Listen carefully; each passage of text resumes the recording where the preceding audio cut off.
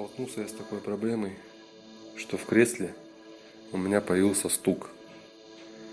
То есть именно стук, а не скрип или еще что-то. То есть все винты, болты затянуты, а именно появился стук. Стук этот происходит именно когда кресло находится в нижнем положении.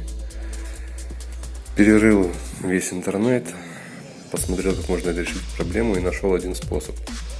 То есть редко, конечно, у кого-то встречается, но люди с этим сталкиваются и не могут, и не знают, как решить эту проблему.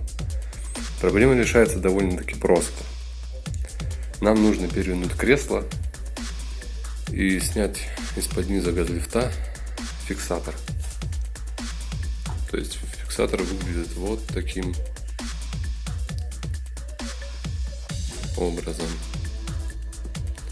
Фиксатор снимается довольно просто.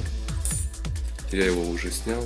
Сейчас покажу, как он снимается примерно.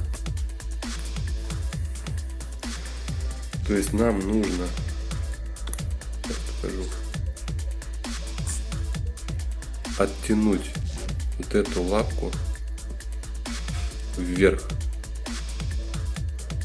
и потом просто поднять вверх сам фиксатор.